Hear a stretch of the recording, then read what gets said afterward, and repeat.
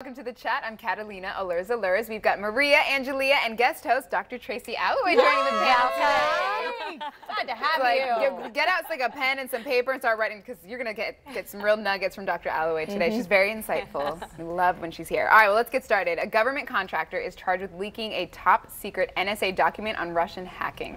25-year-old Reality Lee Winner, yes, that is her name, is accused of removing classified material from a government facility and mailing it to a news outlet.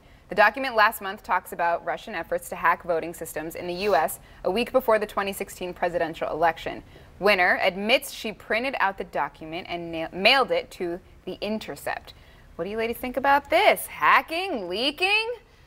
That's pretty scary stuff. I mean, just the more research that I do and looking into this story, I feel like something doesn't add up. I don't know what it is, and I'm sure it'll unfold as the days, as it's investigated, but I just did a timeline.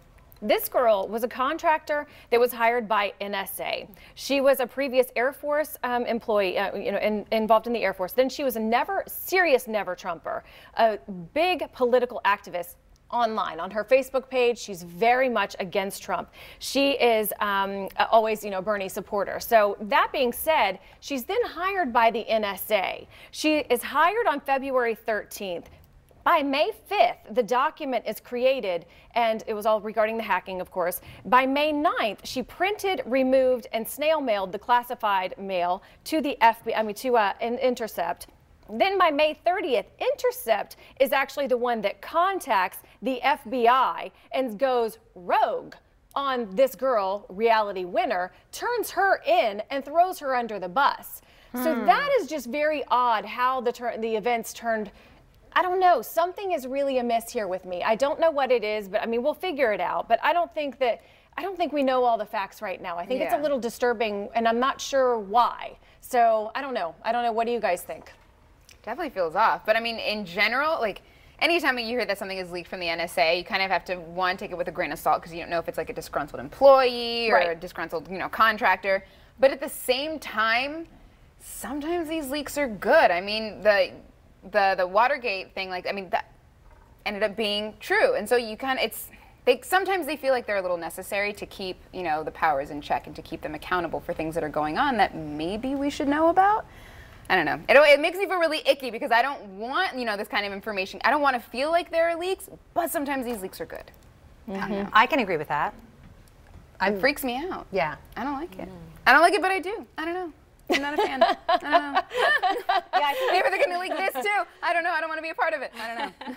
Yeah, I think it's interesting, the sort of balance for public safety and public knowledge, what they need to know versus what's classified information. And I guess we don't know that just yet, so.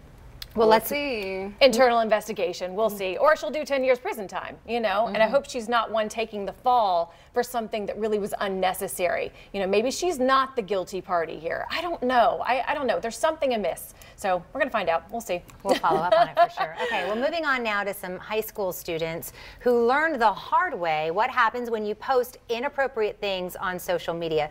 Goodness, this is something that we're always talking about with younger adults. Harvard pulled the acceptance letters for 10 incoming freshmen. Now, they connected through university's official class of 2021 Facebook page and then created a separate private group. They shared memes making fun of the Holocaust, minority groups, sexual assault, even child abuse. Many hold Harvard students and graduates to a higher standard, but it makes you wonder how these people could be so book smart yet so ignorant at the same time. Honestly, I don't think that holding them to a higher standard because they are Harvard graduates or Harvard students is necessary in this case. I think sometimes kids are just kids, and at this age, they still act like kids. I'm not really that shocked by this behavior. Are you guys? No, not at all. I mean, especially if you consider they're still at that high school age, so you think about brain development too, that front of the brain for decision making, inhibition is all still developing. And so they're far more impulsive.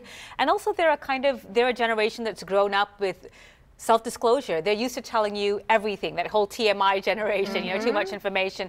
And so them sharing what they think is funny without any filter is really just what they've grown up with. That's not to say that's correct or to excuse that behavior, but that's not that surprising. But that's why that actually surprises me, is because this generation has lived almost their entire lives online. They've heard this thing of don't post things you don't want your future employer online. Like, if you don't want them to know, don't put it online. And so you would think at this point they'd be a little more discreet, I would think.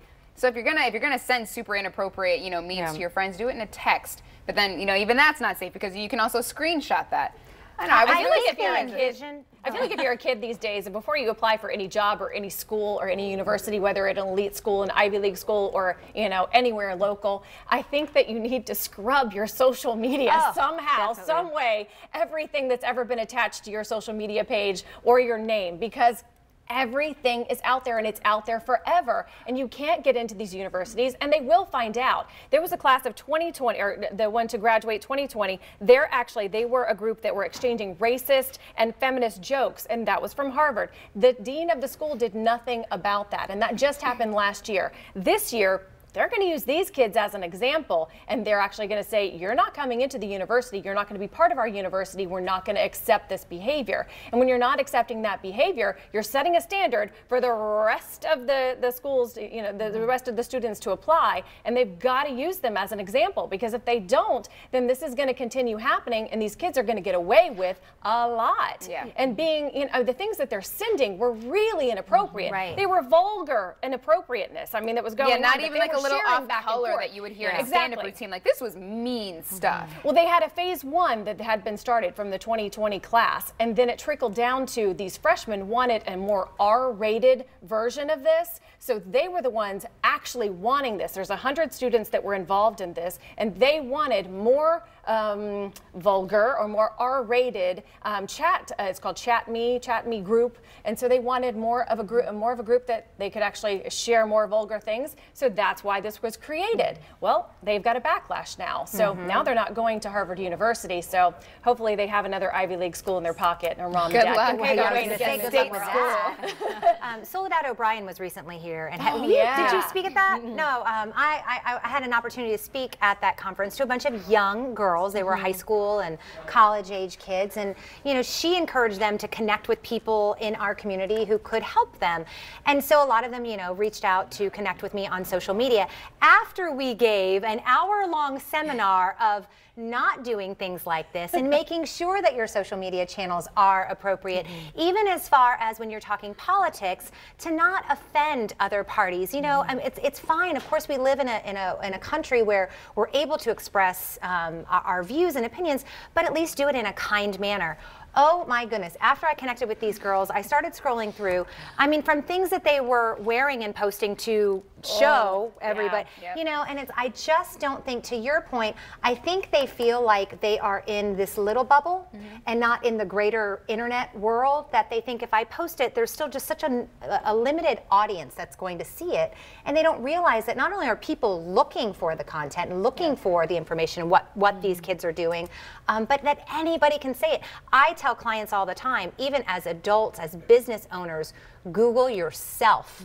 All the time. People do it. Google yourself. You sometimes would be surprised what you'll find out there, under your own name. And you'll tell your friend to untag you from that really ugly picture. Yeah, exactly. It's important. Well, here's another decision a lot of people are questioning right now. A dad putting his 3-year-old daughter on a leash. Yep, a doggy leash. After receiving much backlash, Oregon dad blogger Clint Edwards is defending his choice to put his daughter on a leash at a local farmer's market. He said in part, "The fact is, I didn't put Aspen on a leash while at amusement parks, the zoo, a crowded mall, or a farmer's market, then she would be lost. She'd be the lost child that's announced over the intercom. She could be the child climbing into a tiger cage, because I can't, for the life of me, keep her from moving." He says he'll take the dirty looks from strangers if it means keeping his daughter safe. He'll take them all day long. And I kind of agree with him. If I had a child that was at the salon this morning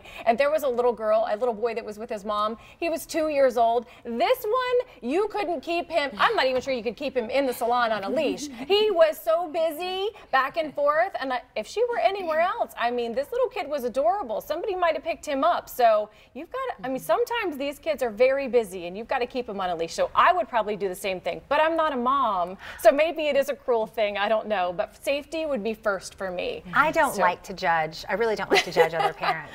But I see nothing wrong with this. I think that if this is the way that you have to keep your child safe in that sort of situation where you're in a crowded area, it's what you have to do. I mean, you've probably been to Disney with your kids. We haven't done it. I have contemplated doing it with my son when he was younger, when he was about 2. We ended up not doing it. It caused me a lot more anxiety. I probably would have enjoyed myself a little bit more if he was on a leash. But I see it all the time at Disney. And when there are that many it's that a crowded area, I feel like you just have to do what you have to do. I mean, you tell us. I mean, are we scarring our kids by putting them on a leash at the age of 2? That's what I've always wondered. No, there's no scarring, but I think really the question is kind of feeds into our previous talker, which is if you're not content with your decision, or just don't share it on social media. You know, parent the way you want to parent, be confident in that decision, knowing that safety is your child's priority and that's what you are prioritizing, and just don't post a picture of it. And if you have to take a picture, hide the leash. That's right. And hide the leash. Face. She's got a beautiful face. When parents do this, though, is it more about the parent and their fear, or is it more about keeping their child safe? Which one is it more about? And I think sometimes when you're looking at your children, the two are intertwined. You know, while, like you mentioned, kidnapping, while those incidences are very rare, you don't want to be that statistic as a parent. And so if you're going to, but they do have those little, you know, animal backpacks with a little... Makes it look more fun. It does. And the kids love it too. At least there's just a monkey on it. That makes it just fine. Super cute. Cute and safe. That's right. That's all it's about. At the end of the day, it's just keeping And you want your kids buddy, look, safe. but then it becomes a trend. Oh, you got a lion. Oh, wow, it's not a big deal anymore. Not yet, Maria. Not yet. I don't think we're there yet. All right. Well, high-profile athletes are reaching out to a young girl who was disqualified from a soccer tournament for looking like a boy. Millie Hernandez drew the attention from stars like Mia Hamm and Abby Wambach after her all-girl team was disqualified after someone complained that a boy was playing on a girl's team. They checked the roster and noticed that Millie, who has short dark hair, was listed as a boy. Although it seems it might have been a mistake, listing a male player on a girls' team roster is a violation of tournament rules, and the team wasn't allowed to play. When interviewed, Millie said she was upset by what happened at that just because she has short hair. It doesn't mean she's a boy. Maria, if this had happened to one of your kids, so we know that your kids work very hard at dancing, whatever little John does, not really sure. Yeah, he's a soccer player. Soccer player. But so if this had happened to him. I read this story, and I mean, I really was so angry by this. I was like, you know, show me in the handbook of what children should look like, which, where is that book, that a little girl has to have long hair. I think it's crazy. I think it's ridiculous. I think it was political. I think there was probably another parent who had ties to the leadership of the league and said, this kid is good and we don't want to play them, so make something happen. I really do. Because probably as a parent, what I'm most shocked about is how competitive parents are and not the kids. So I think there's a backstory here. I really do. But I have to give a shout out because girls are incredible athletes, no matter what their hair looks like.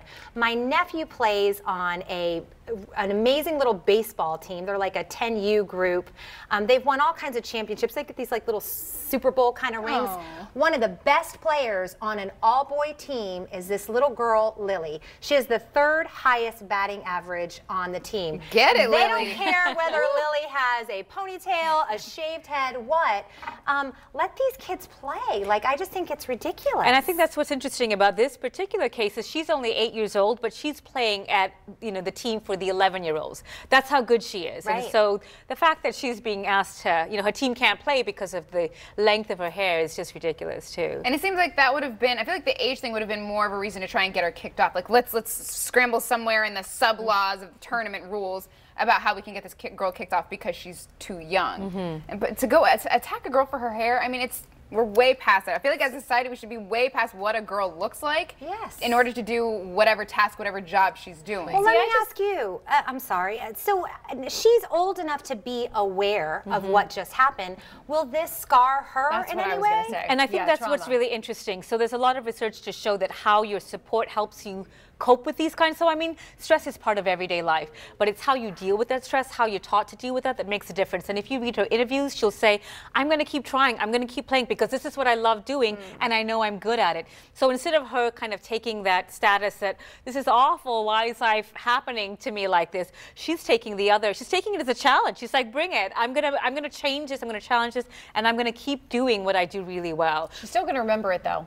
She is, but I think she's gonna remember it as a key point that helped to become better. And we have those moments. We remember a teacher, a coach that kind of pushed us, and I think because she's got the support network, because her family is saying, we're behind you, we're gonna appeal this decision, she's recognizing that we can challenge this, we can make a difference. So she will remember that, but she's gonna encode that much more positively. And she'll never forget that Mia Hamm and Abby Wambach reached out and was like, who needs them? You do you. It's amazing. Go All right. Millie and Exactly. Lily. Yeah. All right. Here So to to come win on the games. chat, a new study that shows your meanest friend might just care about you more than anyone else. See if you agree with the results when we come back.